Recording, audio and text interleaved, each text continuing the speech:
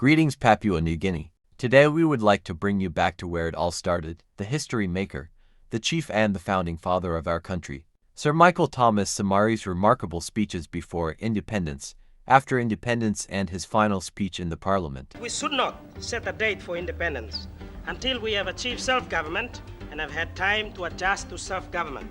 Before we continue, I would like to salute this person of great value, the hard-working and founding father, for the life that he gave to make PNG an independent nation. You did it so that we would live happily, enjoy freedom of speech, freedom of religion, and even more. We are so thankful and proud of you, Papa, and other great brothers of yours who stood tall for the fight. We will remember you in due times. May God reward late Sir Michael Somare and his descendants. Now, let's go straight to the speech he made prior to the 1975 September 16th, the date of independence. This is one of the speech he made while he was the Chief Minister of the Papua New Guinea. We should not set a date for independence until we have achieved self-government and have had time to adjust to self-government. We realize the external pressures on Australia to set an early date for independence, and we realize the internal pressures for Australia to end its colonial role. And I'm sure, Mr. Prime Minister, your government does not want Australia to be a colonial power. Your government wants to see Papua New Guinea as a partner. And I think this is the feeling and this is the philosophy of a Labour government, that this country will be treated as a partner, not as a dependent country and not as another little colony, which was a practice for generations. Wow!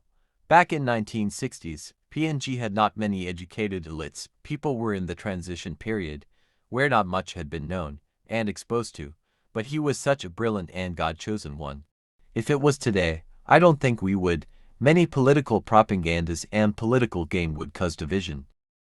Okay, let's go to the speech after PNG got independence in the 1975, September 16th. You're with National Radio in Papua New Guinea in 1975, Independence year.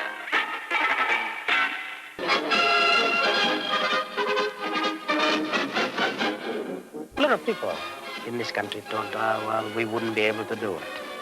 They were talking in terms of 2 or 3 decades, while I was talking in terms of few years. One stage in Australia, I said, oh, I don't see it, I cut out myself with the Prime Minister. I think that's one of my quotations in Australian paper. I never thought, by forming the first political party that we would be able to see it through. But then when I know that I had a lot of support from young Papua New Guineans, I thought, well, I think we should be able to make it.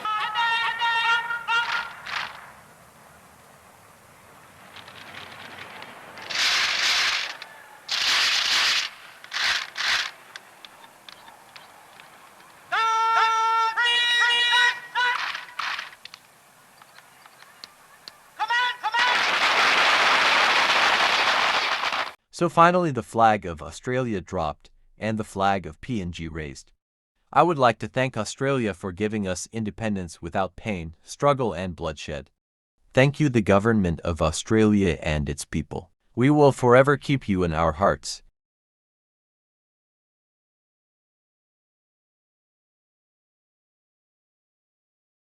Before going to third point, I would kindly ask you to subscribe to my YouTube channel, as this will help motivate me to do more interesting contents like this. Finally, this is the last speech and the farewell he made in the Parliament to the country he gave his life for and the people he loved so much before he retired as the MP.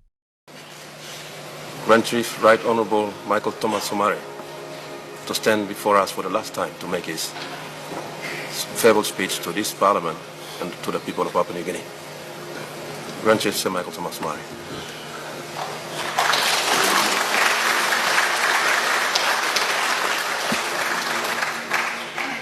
I'm sorry, Mr. Speaker.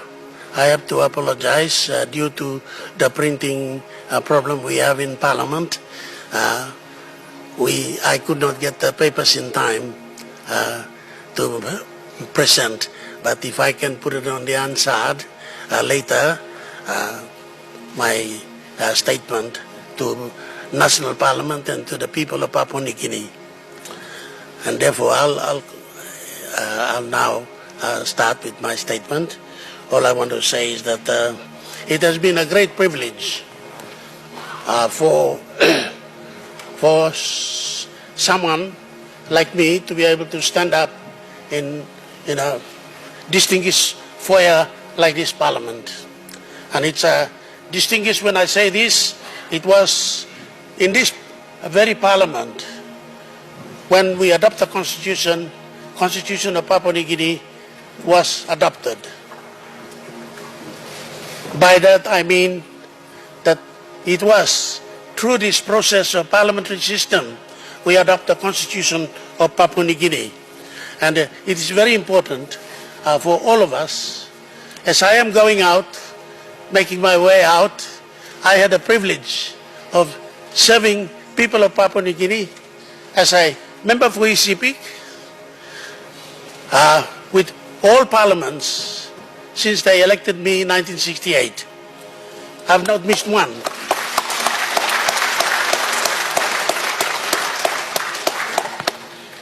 And I want to say this, and I want this one to go on the record, to former clerks of parliament, former speakers of parliament, parliamentary whips, councils, fellow members of parliament today, and parliamentary staff, the beloved Papua New Guinea, here in our parliament and elsewhere in our land and overseas. Today, I stand here as an optimistic Papua New Guinean, proud of many accomplishments as a nation. We progress through many waves and changes in the world. We survived our own bad decisions. We have united at times when the world thought it was not possible to do so. We must be thankful, and we must always count our blessings. In my lifetime, I witnessed the end of World War II in 1942. I was only 6 years old. I remember being taught Japanese in a school run by old Captain Shibata in my own village. I remember being carried out as a child in the mangrove among bombs and crossfires between enemies. Sir, my father was Ludwig Sana Somare, was a policeman who allowed me to progress with some education. I was competitive. I studied all the way into the secondary school, and I was awarded a scholarship by Australian government at the time to come to Administrative Staff College. By then, I have left. I became a school teacher first, but I had to go back to school again, Mr. Speaker. I forfeited scholarship, and I decided political ambition was my choice. During 1950s, we were all officially launched as natives, native people. I was a teenager attending school, learning about the history of the world throughout Western eyes. At the time, I began to understand the importance of defining our own history. I became a school teacher and later on a radio announcer, where I had the chance to tell our story as indigenous people of this country. During the time, I was not referred to by my name.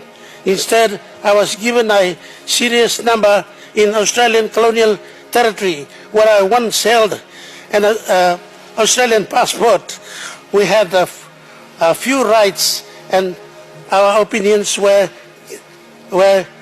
given to us. Mr. Speaker, many things have changed, and I hope that in 100 years from now on, Papua New Guinea will realize the importance of being an independent country. I know that if we were free to decide ourselves, our people could participate in the process of development and democracy, and that I would suit our culture suit our culture and our ways of being.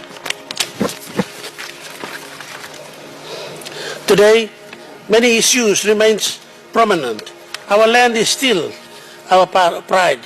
Our languages, our customs remain distinct, and our innate sense of families, ties and kinships, networks, underpins the democracy that keeps this system from collapsing. In my lifetime, we went through being secret indigenous political activities in the Bully Beef Club to being members of our first House of Assembly. In this time, in this lifetime, we were being Australian subjects to become Papua New Guinea citizens. Before becoming Papua New Guinea citizens, we moved from being self-governing to gaining full independence. Many observers did not think we could do it. I always felt they were wrong. I refused to hear that. We were natives. We were not capable of doing anything. But we showed to them we did. Yeah. We can.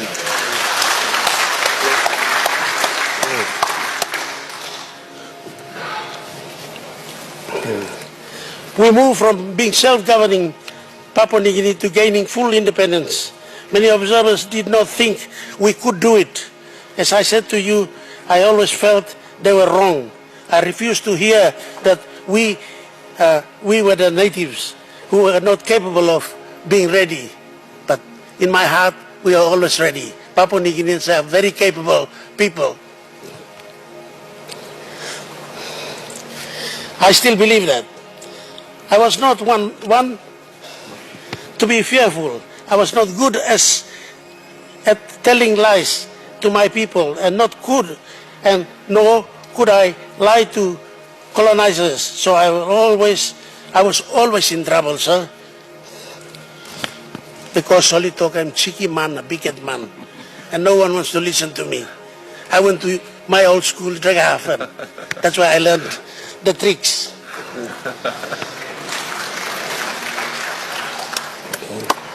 I have reflected on this day often. I must admit that I did not want to imagine my life outside of this institution. Mr. Speaker, there are many things I want to say, but in the interest of time, I will only allow a few words, as it is not for me to say goodbye to you all. I choose a life of challenges. I choose a life of challenges and service to my people. I have always respected the true meaning of public service. So I leave my professional career that way. I started as a teacher, and later on I became an information officer. I was lucky enough to be radio broadcaster, and they gave me the platform to convince a territory that we must become a country, not dependent country, but self-governing country.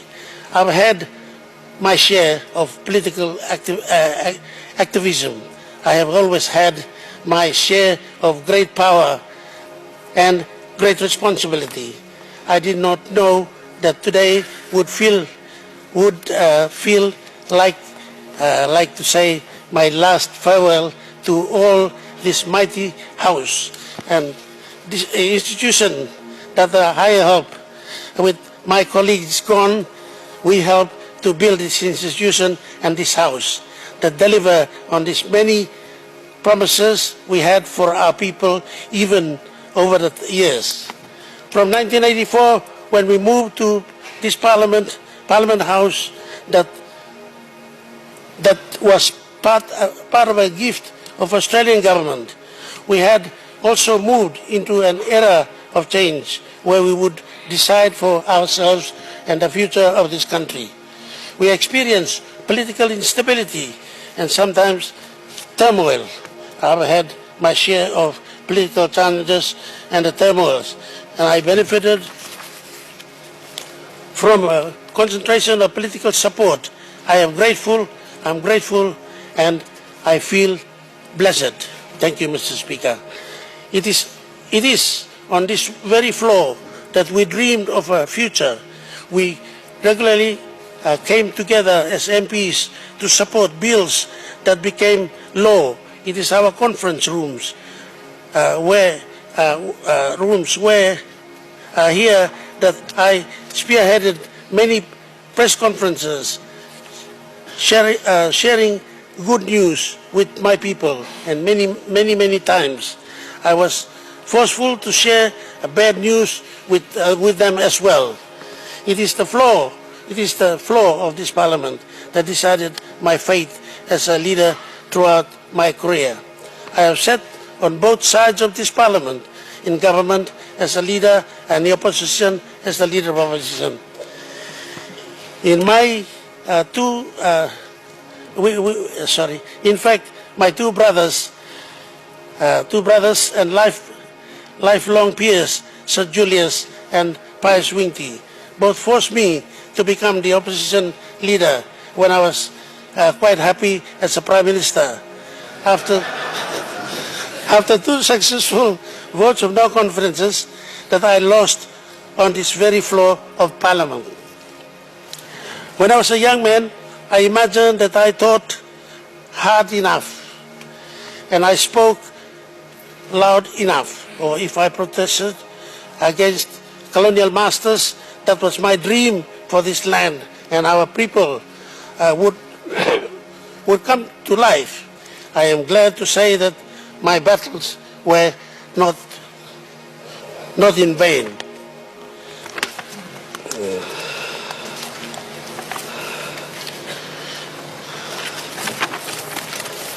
Sir,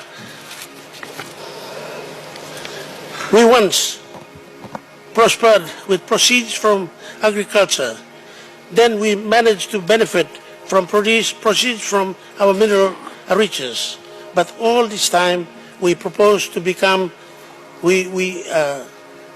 because we work together. We believe in our individuality, we yet practice national unity, and I'm proud to be called the father of the nation. Even though many of you refer to me as young fella, I walk assisted by walking stick and these long parliamentary halls, and I used to be able to walk briskly around no longer have the same appeal as before. Mr. Speaker, when a candidate goes to the people and asks for electoral support, they are asking to be placed legitimately in the Great House.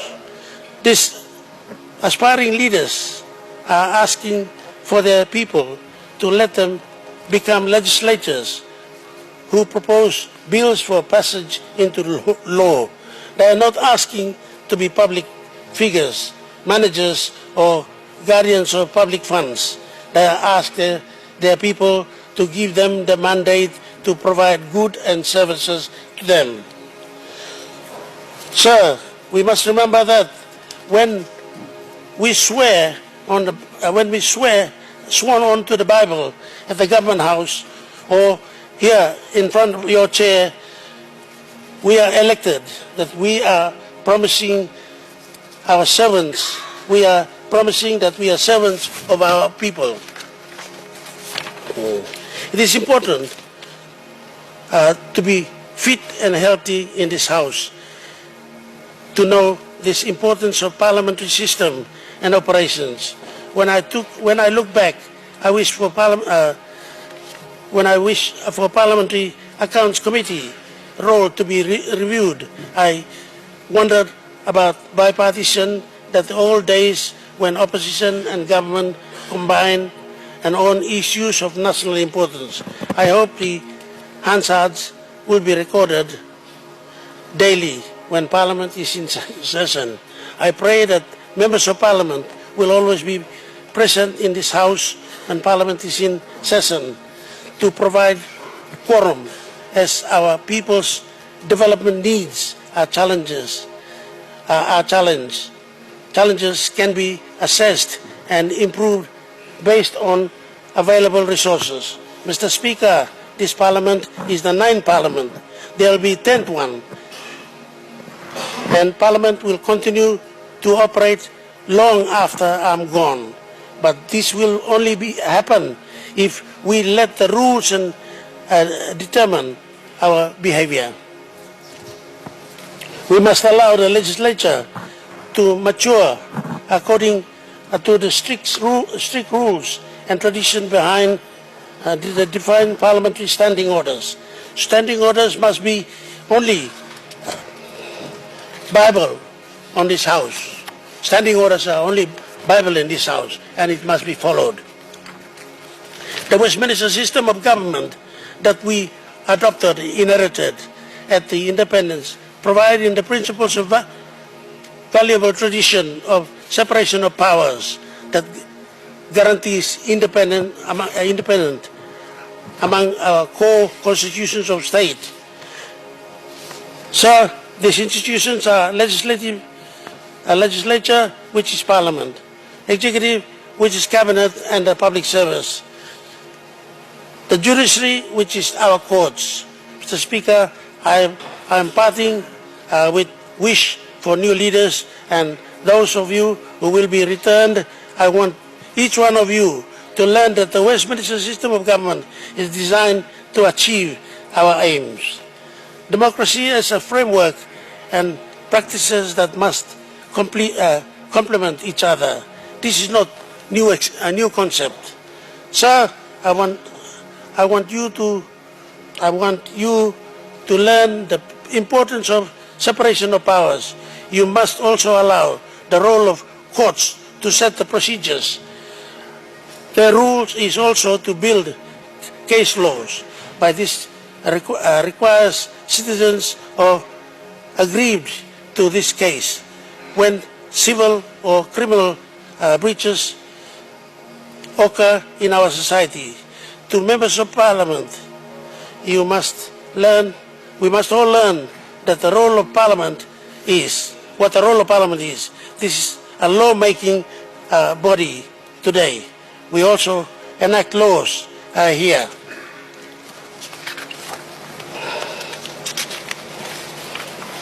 So the separation of powers, separations must be clear as you will contest for seats in the House, next House Assembly, which is a few weeks' time, which is coming.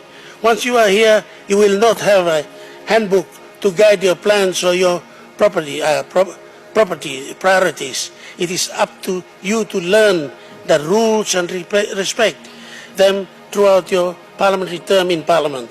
You must also honor the rule of our customs and those traditions. Those traditions of our Christian faith are equally important. From 2002, when economists and technocrats, experts modeled our economy on the benefits that could be derived from our people, we trusted that the system would process our intentions through the various policies and legislative frameworks that we have commissioned. Mr. Speaker, at this time, I want our institutions to be strong enough to handle the amount of money we were going to make from the sale of our soil and our gas, our oil and our soil, our oil and our gas. In my time, democracy and technical advice of qualified public servants who lead our departments determine all my public policy decisions. Sir, I want investors to come here and again to this land of riches. I know we need the political will to translate the political stability. We want to create a safe regulatory environment for foreigners, foreign investors, but even more importantly, More importantly, sir, Papua New Guineans to enjoy the benefit of the riches of this country. People will say that we are not a rich country, but our country is a very rich country. And it is for us to unite together, to sit together here, make decisions that will enable our people to progress further. We may be fourth generation. I may be fourth generation politician, but in future lies in your good hands. In the event that in the years between 2002 to 2011, we worked hard to bring the budget to surplus. We ensured that the foreign reserves were topped up as we made sure that earnings and import were balanced with the need to keep our currency and exchange rate beyond realistic, so that the cost of living proceeds would not exceed the ability of Papua New Guinean families to live with dignity. Policies are a way of future of Papua New Guinea. We must rely on the rules and we must always work to improve them. Our political party system requires reform so that our party reflects the challenges and needs of our people. Political parties must plan the priorities, the needs of our people, Papua New Guineans. First is their priority. This will translate to service delivery and institutional capacity and governance. Law and order will benefit from the rules, and public tenders and other social standards will improve if we honor and worship rules of our adopted system as we honor and worship our Christian principles in Papua New Guinea.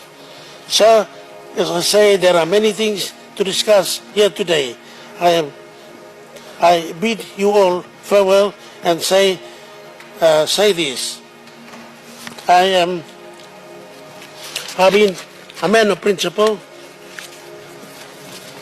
rules and determine my conduct through my life. I am blessed with a woman who has been my friend, for my guide,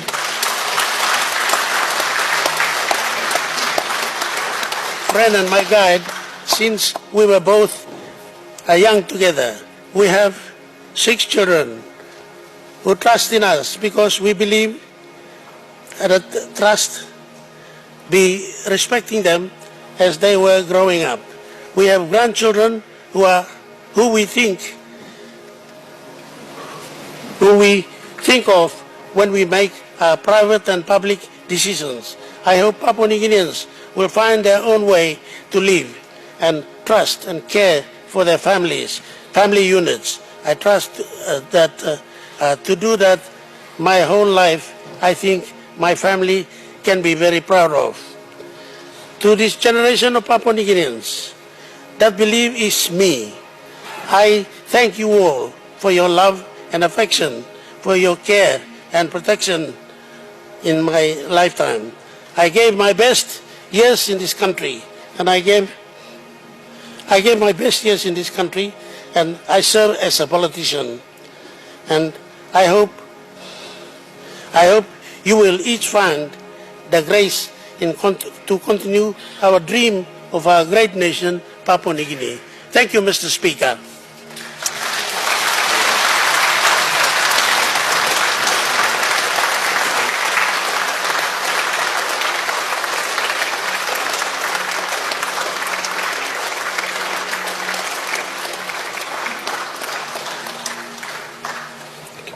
Thank you everyone for watching. God bless.